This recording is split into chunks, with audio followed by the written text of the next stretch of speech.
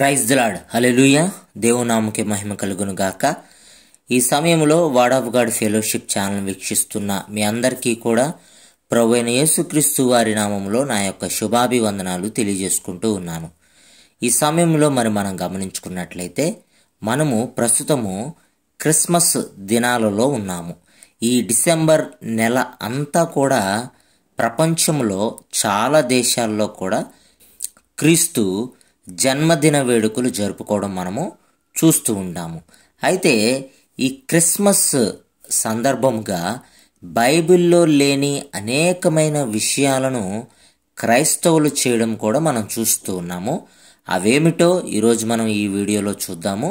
అయితే ప్రధానముగా క్రిస్మస్ అనగానే క్రైస్తవులకే కానివ్వండి, క్రైస్తవులు కాని వారికి కూడా ప్రధానముగా గుర్తొచ్చేటటువంటి 5 విషయాలు ఏమిటంటే, ఒకటి క్రిస్మస్ చెట్టు, రెండవది క్రిస్మస్ స్టార్, మూడవది శాంటా క్లాస్, నాలుగవది క్రీస్తు ఖచ్చితంగా డిసెంబర్ 25వ రోజున పుట్టాడా అన్న ఆలోచన అందరికీ కూడా వస్తూ ఉంటుంది. ఐదవది క్యాండిల్ లైట్ సర్వీస్, మరి యొక్క కొవ్వొత్తుల్ని వెలిగించుకుని క్యాండిల్ లైట్ సర్వీస్ను కూడా జరుపుకోవడం మనము చూస్తున్నాం. కాబట్టి ఈ యొక్క 5 విషయాలను కూడా మనం ఈరోజు తెలుసుకోబోతూ ఉన్నాము.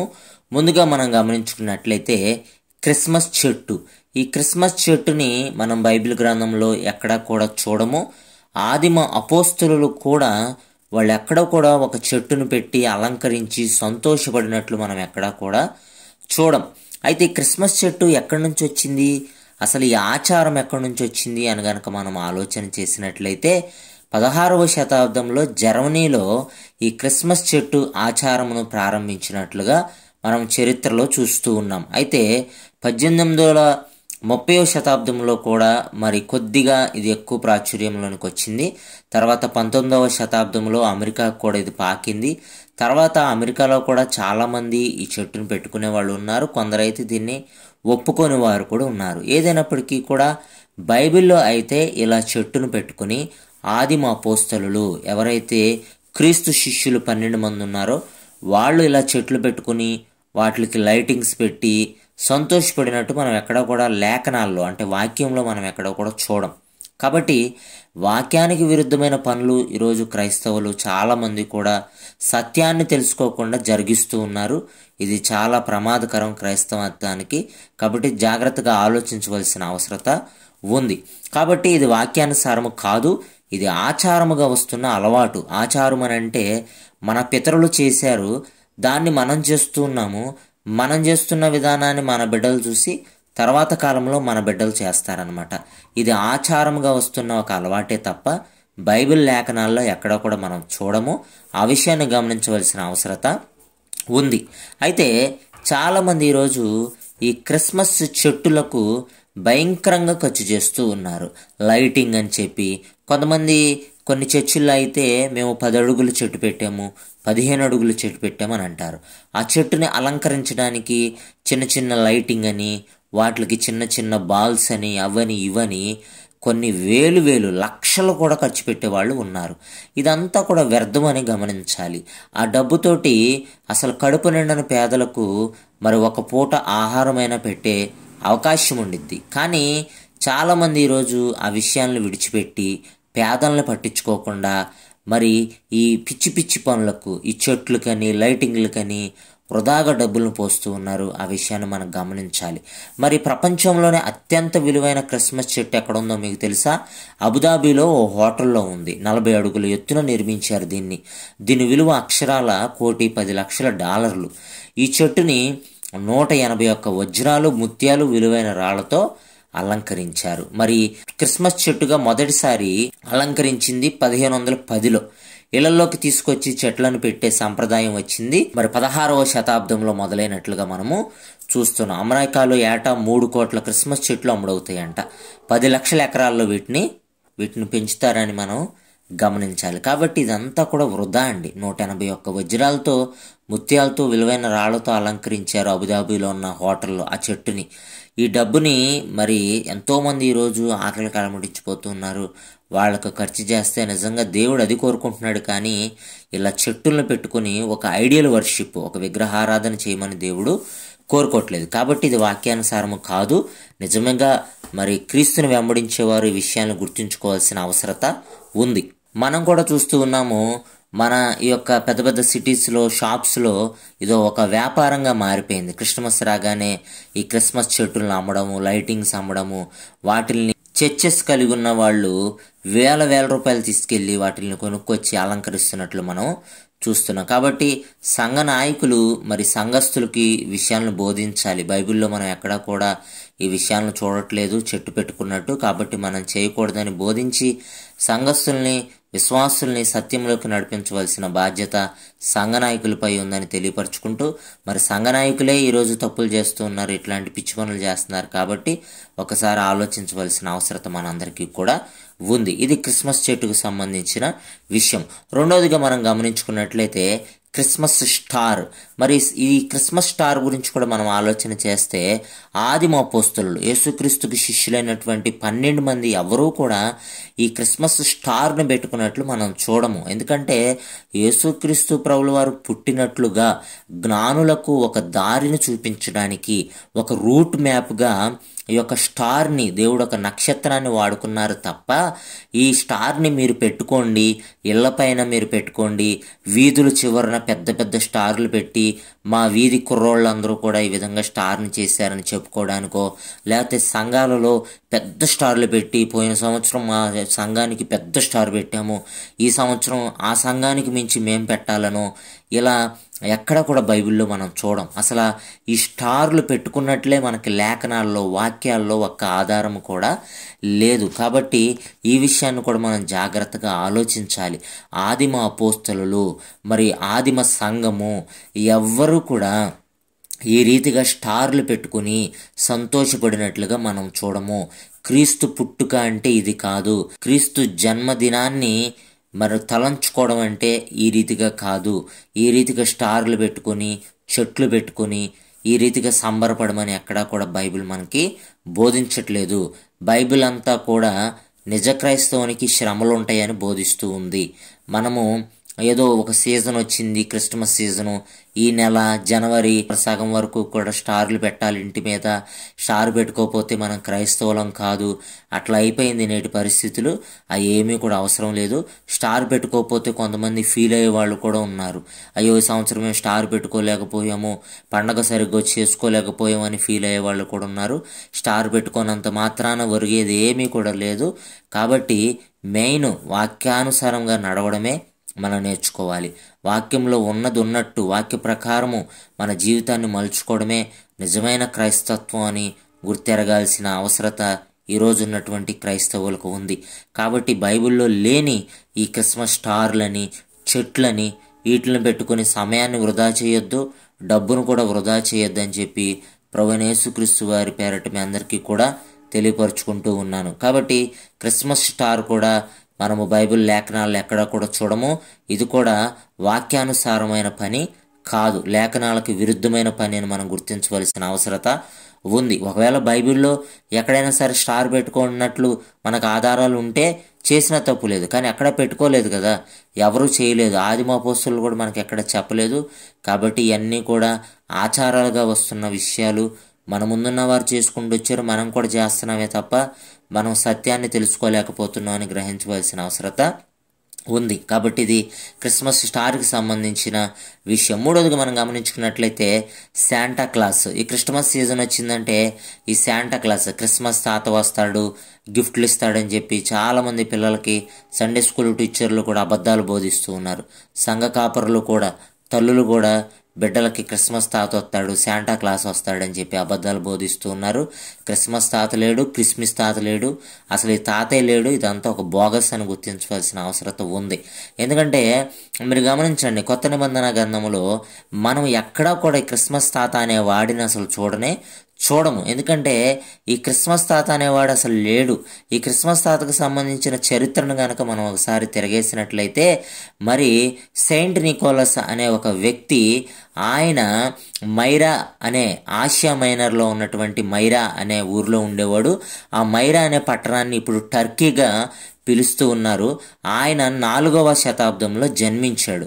అంటే ఆయన 345 నుంచి 352 ఏడి మరి ఈ కాలంలో ఆయన జీవించినట్లుగా మనం చూస్తూ ఉన్నాము.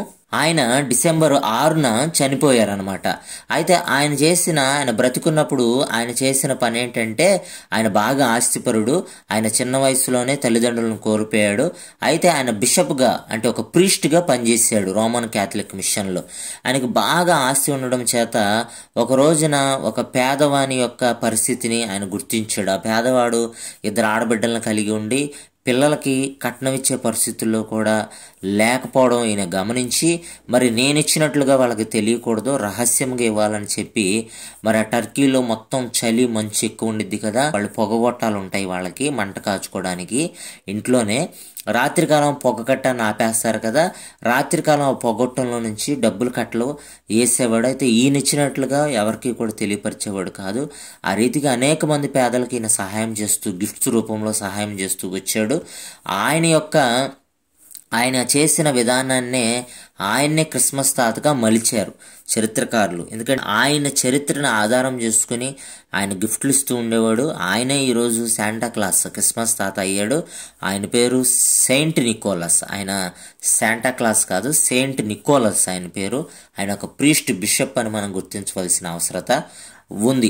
అయితే ఈ యొక్క ఎర్ర టోపీ, ఎర్ర గౌను ఎక్కడి నుంచి వచ్చింది, అసలు ఈ ఎర్ర టోపీ, క్రిస్మస్ తాతకి ఎర్ర టోపీ, గిడ్డం అసలు ఎట్లా డిజైన్ చేశారు, ఎవరు డిజైన్ చేశారు, బైబిల్లో ఎక్కడా కూడా చెప్పబడలేదులే ఈ డ్రెస్ గురించి కూడా, క్రిస్మస్ తాత వేసుకునే డ్రెస్ గురించి అని ఆలోచన చేసినట్లయితే దీనికి కూడా ఒక చరిత్ర ఉంది. అదేంటంటే ఈ యొక్క కోకా-కోలా కంపెనీ వాళ్ళు మరి వాళ్ళ యొక్క చలికాలంలో వాళ్ళ యొక్క డ్రింక్స్ యొక్క కొనుగోలు అనేది తగ్గిపోవడం వలన వాళ్ళ యొక్క డ్రింక్స్ యొక్క కొనుగోలుని పెంచుకోవడం కోసం, వ్యాపారం యొక్క వృద్ధి చేసుకోవడం కోసం వాళ్ళు ఆలోచన చేసి మరి చిన్నపిల్లల్ని మనము ప్రేరేపించాలి. చిన్నపిల్లల్ని ప్రేరేపించినట్లయితే వాళ్ళు చలికాలంలో కూడా ఎక్కువ డ్రింక్స్ కొంటారు, మన వ్యాపారం అనేది లాస్లోకి వెళ్దాం, ఎక్కువగా లాభాలు వస్తాయని చెప్పి వాళ్ళు ఈ సెయింట్ నికోలస్ ఆయన్ని దృష్టిలో పెట్టుకుని ఈ యొక్క ఎర్రని డ్రెస్ని రూపకల్పన చేసి వాళ్ళ యొక్క కోకోకోలా బాటిల్స్ మీద ఈ యొక్క ఎర్రని డ్రెస్ వేసుకున్న ఒక తాతను పెట్టి, ఒక గెడ్డం పెట్టి, ఈ రీతిగా వాళ్ళు డిజైన్ చేసి వింటర్లో కూడా లాభాలు పొందుకునేటట్లుగా వాళ్ళు ఈ యొక్క ప్రయత్నాన్ని చేశారు. అది సక్సెస్ అయింది. అప్పుడు ఆ సక్సెస్ అవడంతో చాలామంది పిల్లలు కూడా అప్పుడున్న క్రిస్మస్ సీజన్లో, వింటర్లో మరి క్రిస్మస్ తాత వస్తాడు, ఈ యొక్క సెయింట్ నికోలస్ వస్తాడు, గిఫ్ట్స్ ఇస్తాడని చెప్పి కోకోకోలాలను గిఫ్ట్లుగా పంచుకోవడం అనేది కూడా జరిగింది. ఇది 1920లో ఈ రీతిగా జరిగినట్లుగా మనం చూస్తున్నాం. కాబట్టి ఈ క్రిస్మస్ తాత డ్రెస్ని డిజైన్ చేసింది కోకాకోలా కంపెనీ వాళ్ళు. వాళ్ళ యొక్క వ్యాపార వృద్ధి కోసం వాళ్ళు చేసిన ఆలోచన అది. అంతేగాని నిజంగా క్రిస్మస్ తాత ఎర్ర డ్రెస్ వేసుకుంటాడు, ఇది బైబిల్లో ఎక్కడ కూడా మనకి కనపడదు. క్రిస్మస్ తాత అనే వ్యక్తే మనకు అసలు బైబిల్లో కనపడ్డు. ఆయన సెయింట్ నికోలస్.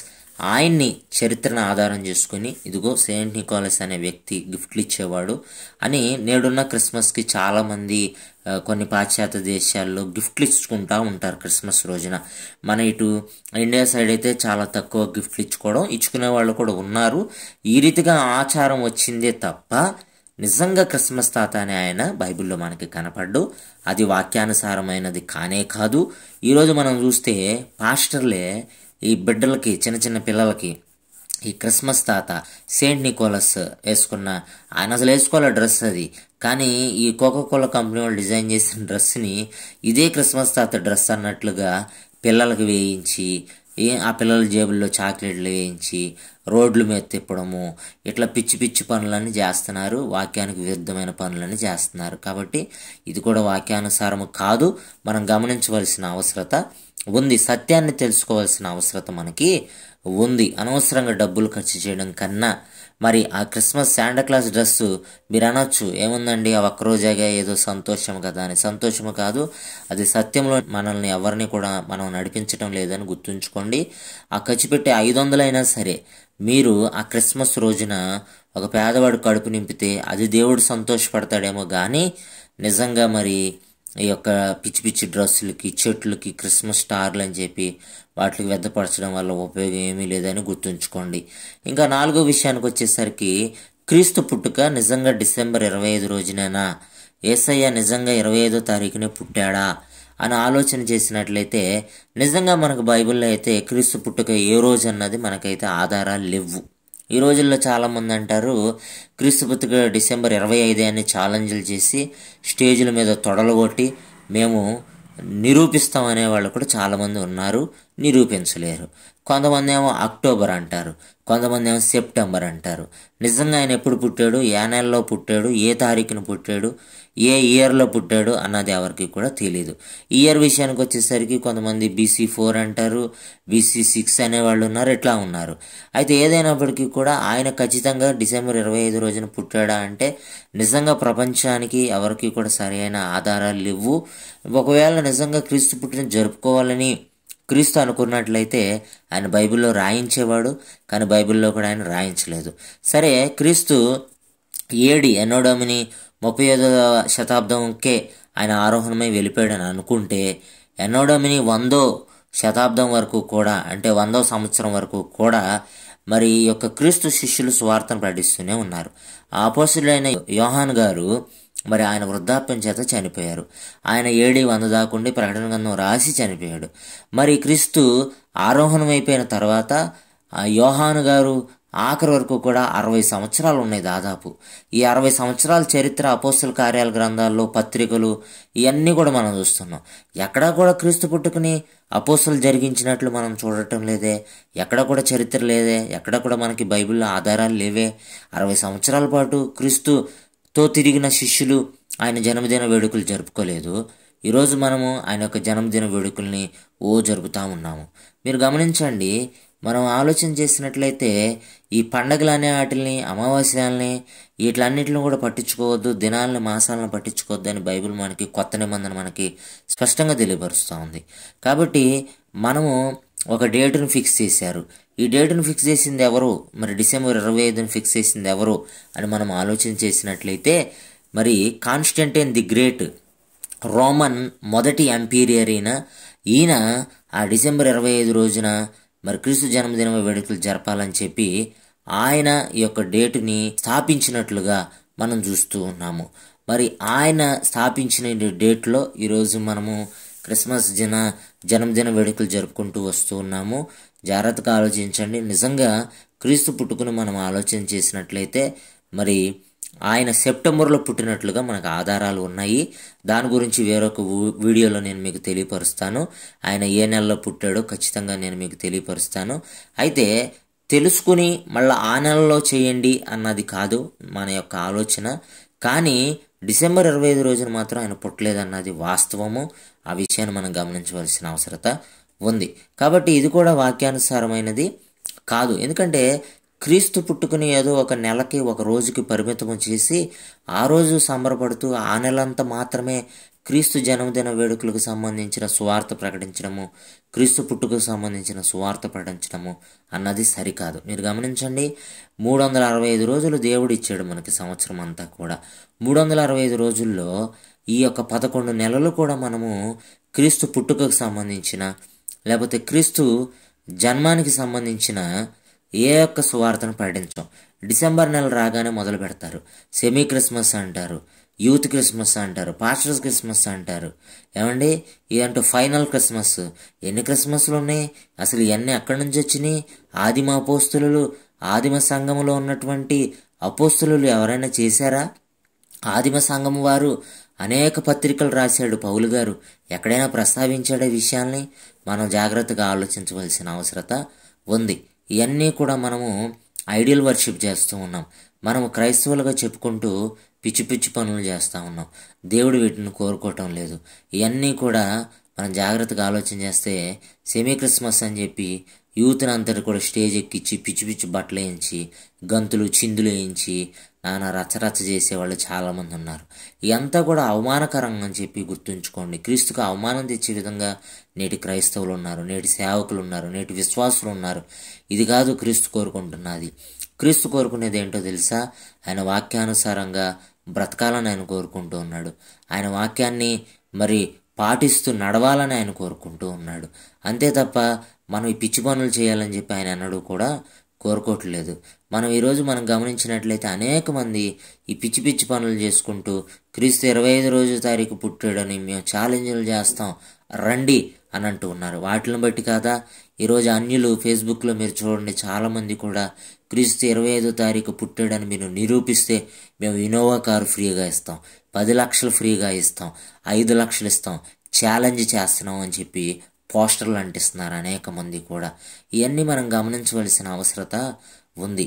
నిజంగా క్రీస్తు 25 తారీఖున పుట్టలేదు. ఒకవేళ ఆయన జన్మదిన వేడుకలు జరపాలని ఆయన ఆశపడి ఉన్నట్లయితే ఆయన బైబిల్లో రాయించేవాడు. కానీ ఆయన ఉద్దేశము అది కాదు. కాబట్టి మనం గుర్తుంచుకోవాల్సిన అవసరత ఉంది. ఆయన జన్మదిన వేడుకల పేరు చెప్పుకుని ఈరోజు కొంతమంది అబద్ధ సేవకులు, వ్యాపారం చేసే సేవకులు డబ్బును సంపాదించడానికి కూడా ఈ యొక్క నెల ఓ మంచి అద్భుత వ్యాపార నెలగా ఉందని కూడా మీరు గుర్తుంచుకోండి.